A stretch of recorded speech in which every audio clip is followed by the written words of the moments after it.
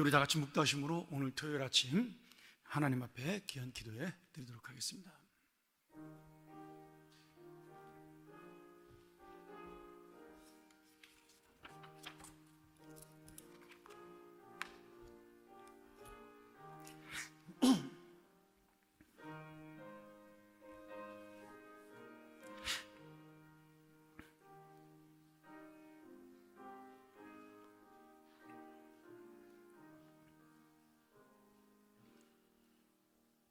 사도신경으로 우리 신앙 고백합니다. 전능하사 천지를 만드신 하나님 아버지를 내가 믿사오며 그 외아들 우리 주 예수 그리스도를 믿사오니 이는 성령으로 잉태하사 동정녀 마리아에게 나시고 본디오 빌라도에게 고난을 받으사 십자가에 못 박혀 죽으시고 장사한 지 사흘 만에 죽은 자 가운데서 다시 살아나시며 하늘에 오르사 전능하신 하나님 우편에 앉아 계시다가 저리로서 산자와 죽은 자를 심판하러 오시리라.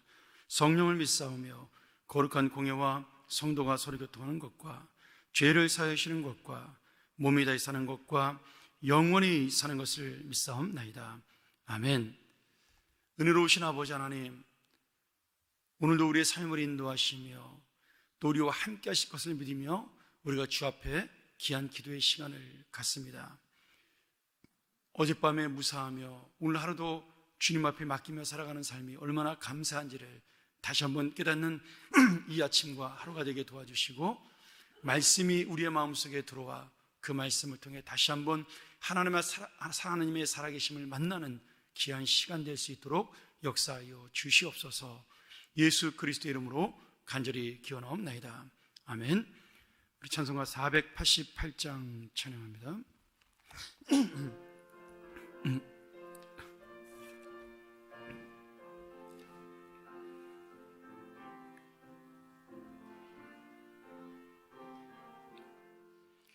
이 몸의 소망 무언가 우리 주 예수뿐일세. 우리 주 예수밖에는 믿으리 아주 없도다. 주 나의 반석이시니 그 위에 내가 서리라. 그 위에 내가 서리라. 무섭게 바람 부는 밤 물결이 높이 설렐 때 우리 주 크신 은혜에 소망에 닿을 줄이라. 구나의 반석이시니 그 위에 내가 서리라. 그 위에 내가 서리라. 세상에 믿던 모든 것 끊어질 그날 되어도 그 주의 언약 믿사와 내 소망도 크리라. 주 나의 반석이시니 그 위에 내가 서리라. 그 위에 내가 서리라. 바라던 천국 올라가 하나님 전에 배울 때 구주의 의를 힘입어 어여치 바로 서리라. 주 나의 반석이시니 그 위에 내가 서리라. 그 위에 내가 서리라. 아멘. 우리 하나님의 귀한 말씀 시편 39편 4절부터 7절입니다.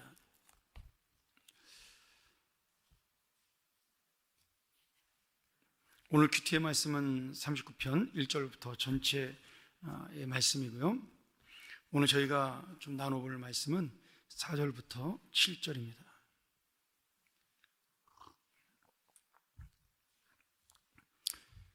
우리 한번 같이 읽기를 원합니다. 짧은 구절이 같이 한번 읽죠. 내 죄악이 내 머리에 넘쳐서 죄송합니다. 39편 4절부터 7절입니다.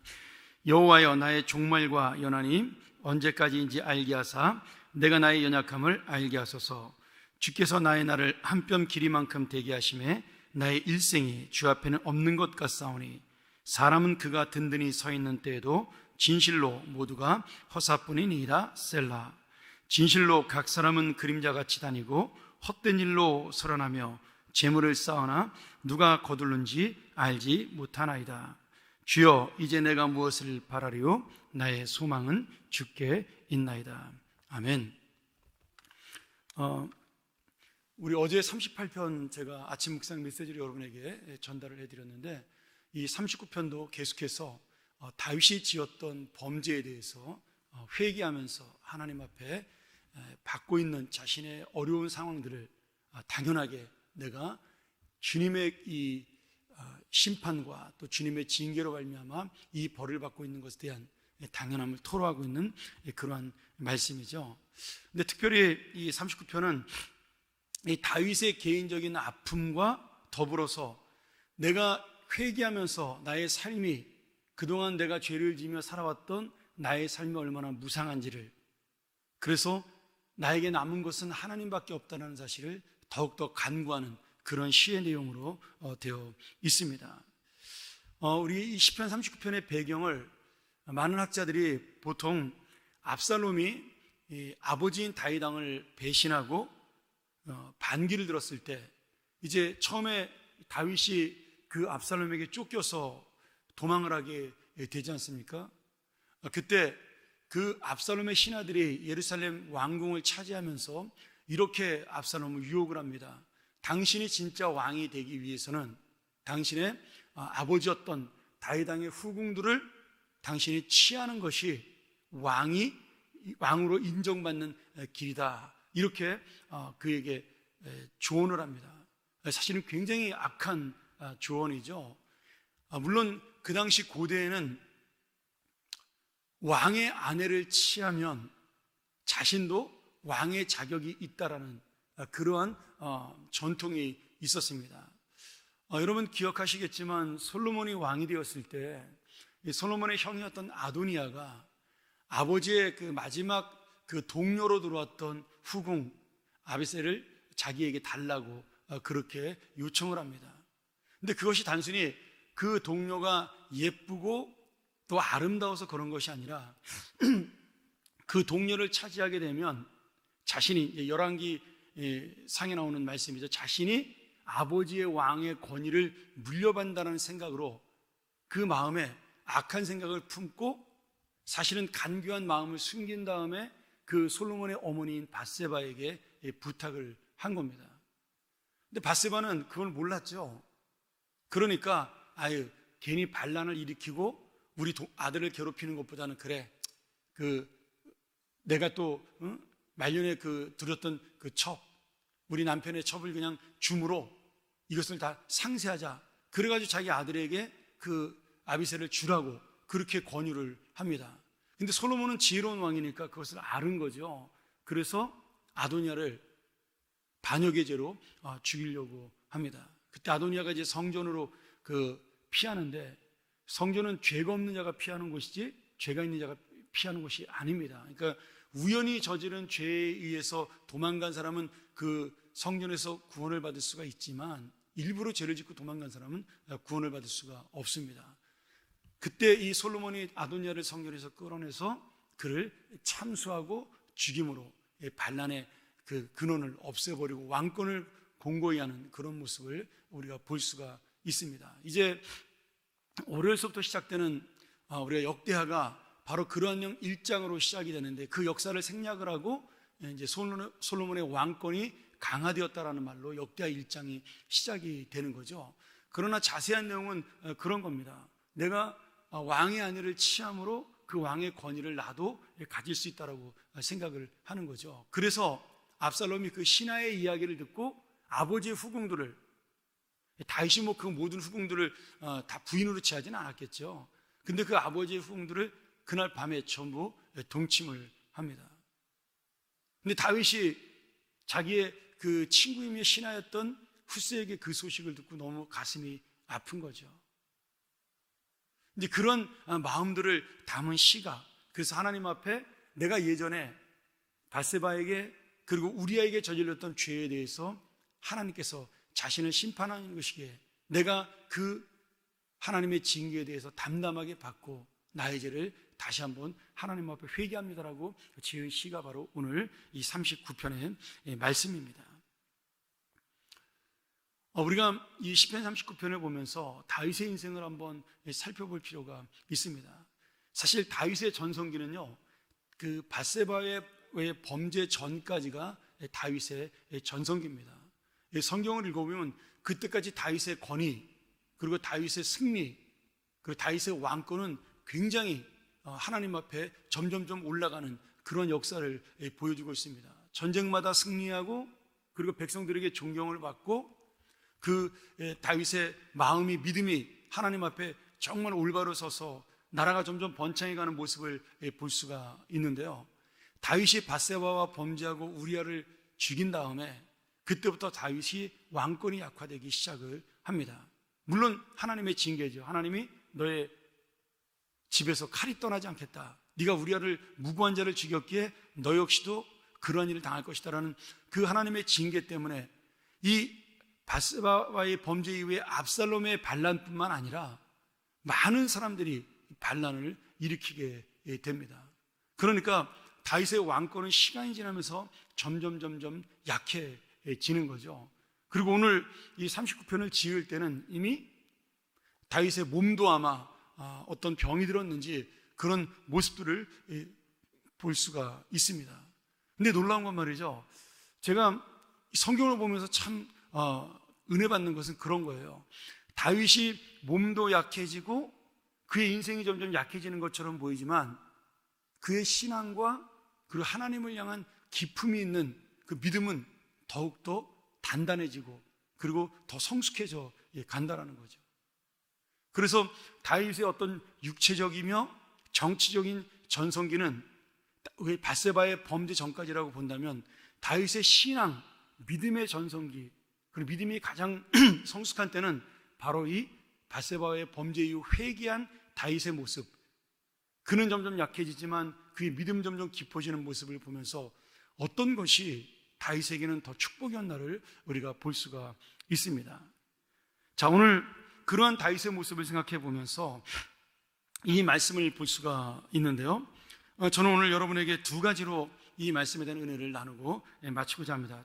하나는 뭐냐면 5절부터 6절의 말씀 그리고 11절의 말씀을 통해서 다윗이 하나님 앞에 자신의 죄를 생각하며 하나님의 그 뜻을 바라보니까 그동안 자신이 쌓아왔던 모든 부귀영화, 권세, 그리고 왕의 권위까지도 아무것도 아니라는 사실을 깨닫고 고백을 하고 있습니다.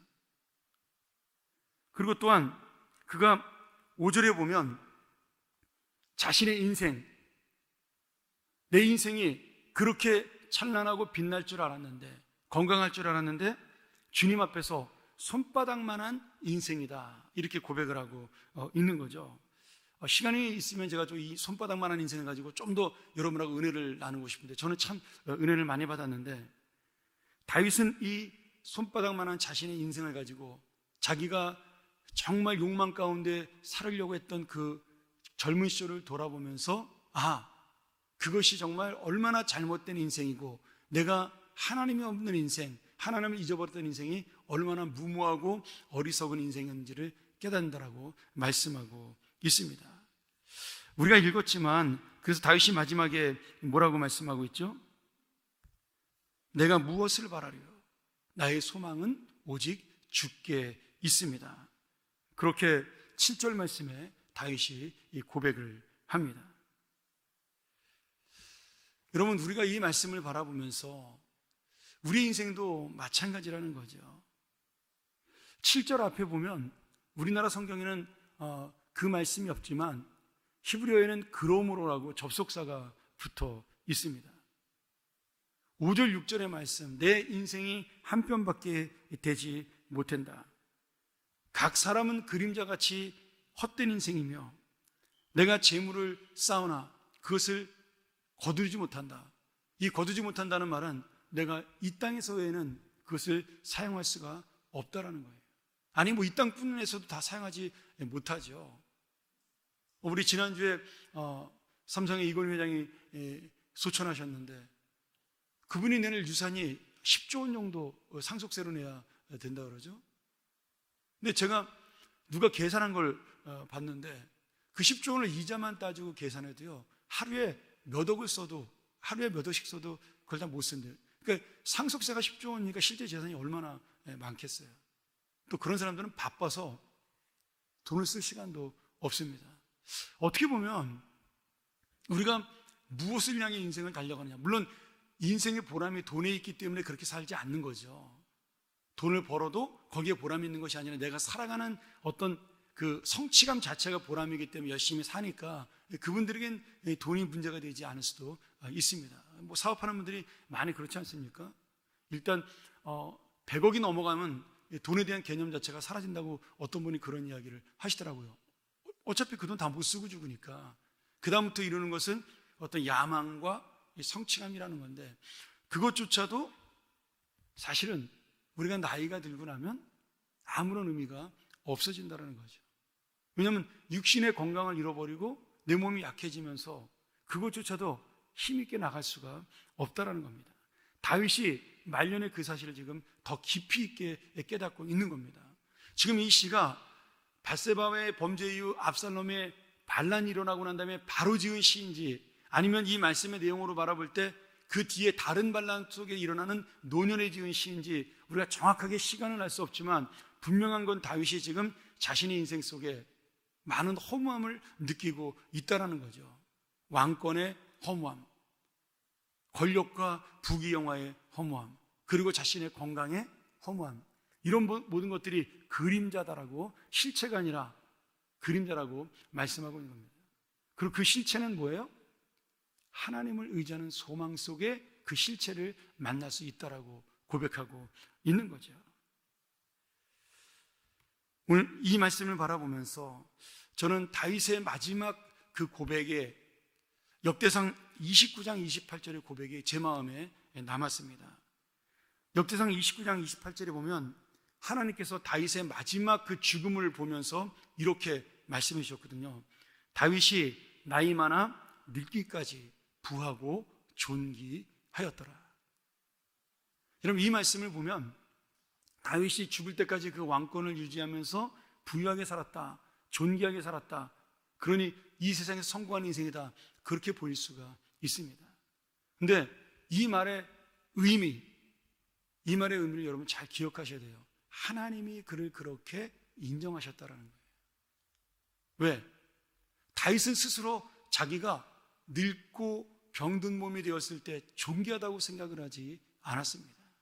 자신은 하나님 앞에 죄인이고 자신은 무능한 자고 왕이지만 하나님이 이 자리를 지켜주지 않으면 자기는 금방 쫓겨날 수밖에 없는 그런 연약한 자라는 사실을 날마다 고백하면서 그의 말년의 인생을 보냈습니다. 그래서 자신의 신하들이 젊음을 유지하러 줬던 그 동료와도 한 번도 동침하지 않습니다. 왜요?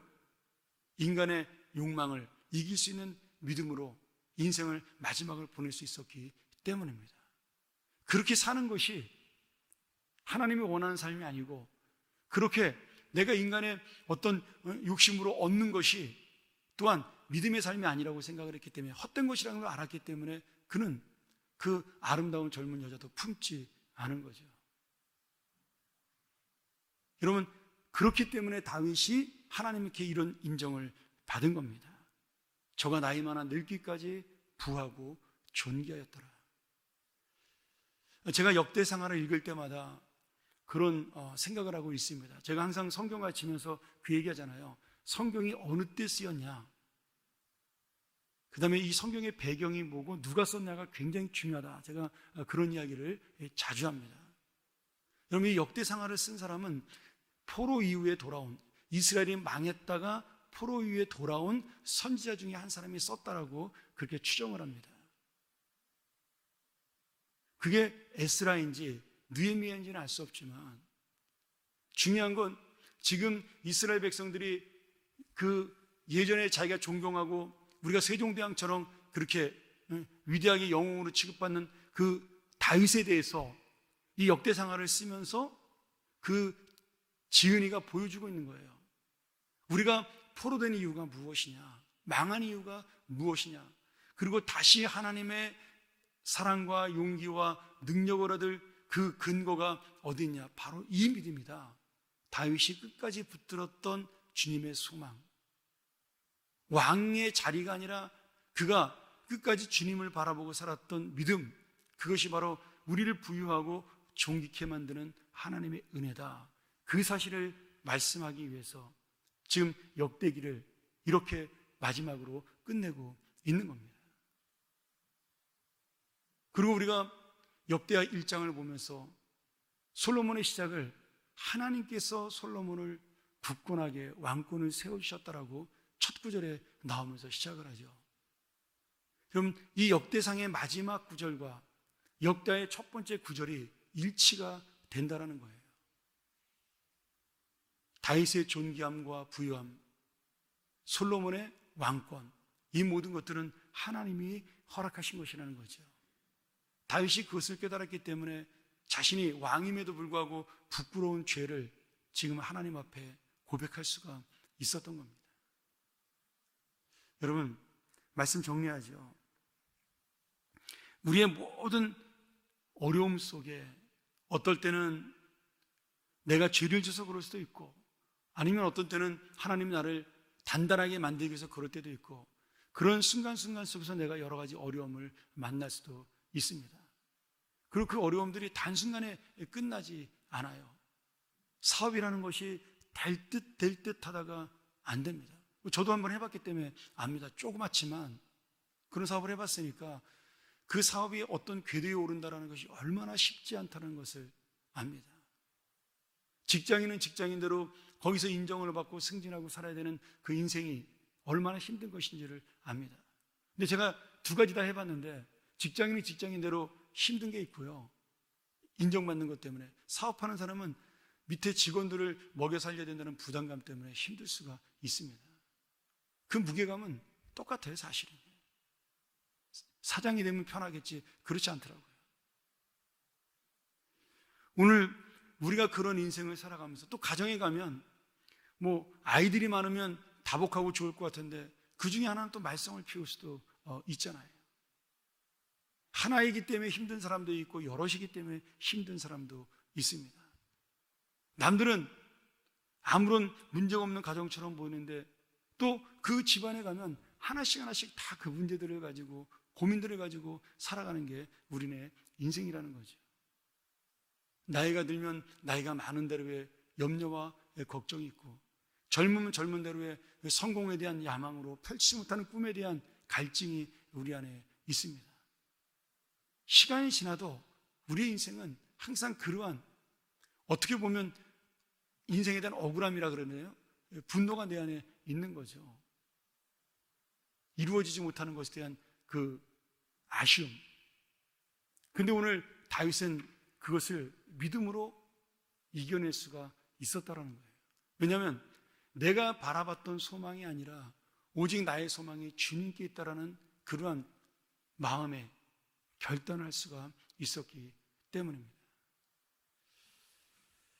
오늘 우리가 진정한 내 인생의 회복, 그리고 하나님 앞에서 승리하는 삶, 이런 모든 것들은 결국 다윗처럼 주님, 내가 무엇을 바라겠습니까?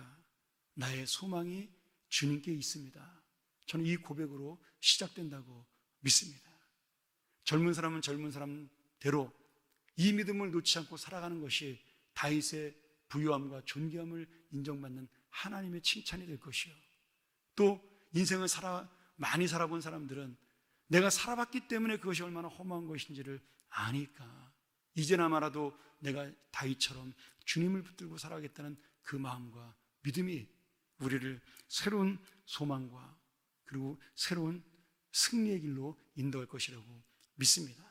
오늘 이 시편 39편을 통하여 다시 한번 내 마음속에 오직 나의 소망은 주님께 있습니다. 내가 무엇을 바라리요? 오직 주님에게 나의 모든 것이 있습니다. 고백하는 이 아침 되기를 주의 이름으로 간절히 축원합니다. 우리가 한번 이 시간 이 말씀을 의지하면서 기도하기를 원합니다.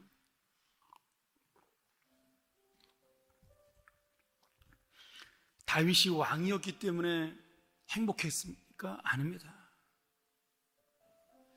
그는 왕이 된 어느 순간에 광야에서 쫓기던 생활을 그리워한 적도 있습니다. 내가 그때는 하나님을 간절히 찾았는데, 내가 그때는 하나님과 친밀하게 살았는데, 내가 그때는 더 주의 은혜를 만났는데, 근데 어느 순간에 세상에서 원하는 부귀와 명예와 권력을 가졌는데 하나님과 멀어진 자신을 발견하게 된 것이죠. 그리고 다윗은 자신의 모습에 너무나 놀라서 스스로 괴물이 되어가고 있는 자신의 모습을 바라보며 회개하고 다시 한번 믿음으로 살기를 원한다라고, 오직 주님만 바라보겠다라고 하나님 앞에 고백하고 있는 것입니다. 그리고 자신에게 있는 그 어려움들을 나의 죄 때문이구나, 나의 욕심 때문이었구나, 나의 연약함 때문이었구나, 자녀에게 돌리지 아니하고 남에게 돌리지 아니하고 자신의 불신앙에 돌렸고 자신의 죄악에 돌리며 하나님께 그 은혜를 의지했습니다. 오늘 우리가 나머지 살아가는 인생이 바로 그런 인생 살게 해달라고. 점점 내 몸은 연약해지지만, 나는 점점점 사그러든 인생처럼 보이지만, 그러나 하나님이 계시기에 나에게는 날마다 새로운 인생이 되게 해달라고, 오직 주님을 믿는 그 소망으로 살게 해달라고. 우리 시간 이 말씀을 기억하면서 함께 기도하기를 원합니다. 우리 먼저 함께 이 말씀 가지고 통성으로 기도하겠습니다. 하나님 아버지, 감사합니다. 오늘 우리가 이 말씀을 통하여 주님 앞에 돌아보고 또 돌아보며 세상을 원망하고 다른 사람을 불평했던 나를 용서하시고, 주께서 나에게 허락하신 그 모든 것들을 통하여 나의 주님을 붙들게 하시고 나의 주님이 소망됨을 깨닫게 하시며, 그것을 통하여 다윗처럼 마지막까지 하나님 앞에 존귀한 인생으로 살아가는 은혜가 있게 도와 주시옵소서.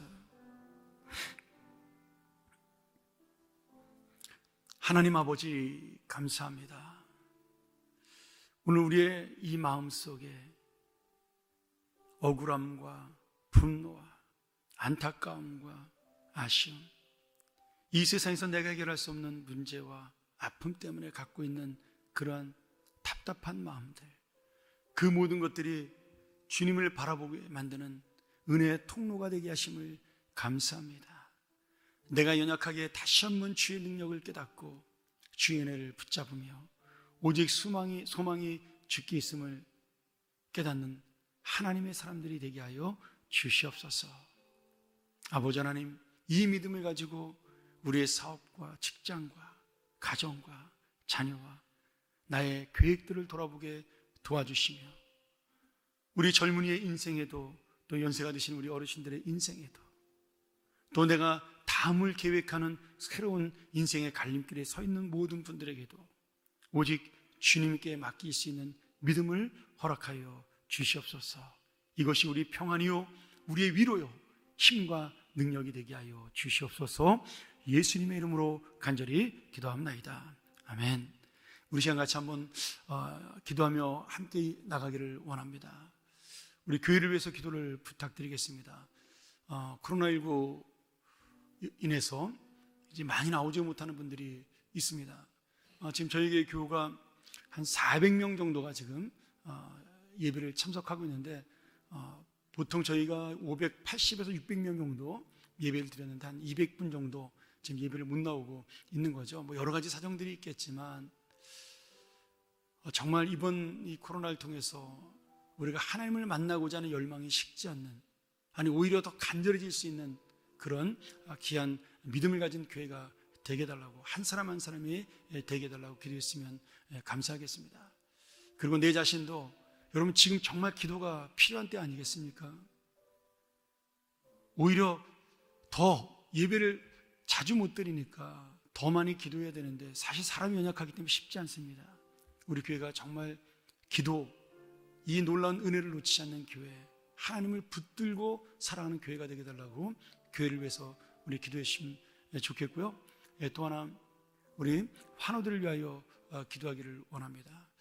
요 근래 한 2주 사이에 갑자기 또 낙상하거나 좀 이렇게 수술을 받거나 이런 분들이 갑자기 몇 분이 또 생기셨어요. 참 하나님께서 우리에게 형제를 돌보고 자매를 돌볼 수 있는 그런 귀한 어떤 사랑의 기회를 주신다라고 믿습니다. 그분들이 이 일로 인하여 낙심하지 아니하고 더 힘있게 주님 앞에 나아갈 수 있도록, 또 수술받은 모든 분들 잘 회복될 수 있도록, 그리고 치료받고 지금 회복되고 있는 분들 하나님 앞에 더 깊이 들어가는 은혜의 놀라운 시간이 되도록 기도를 부탁드리고요. 마지막으로 내일 있을 우리 주일 예배, 하나님의 역사와 은혜가 임하는 예배가 되고 하나님의 소망을 만나는 예배가 되게 하여 주시옵소서. 우리가 잠언의 시간 기도하고 여러분 개인 기도하고 돌아오는 시간 갖도록 하겠습니다. 함께 기도합니다.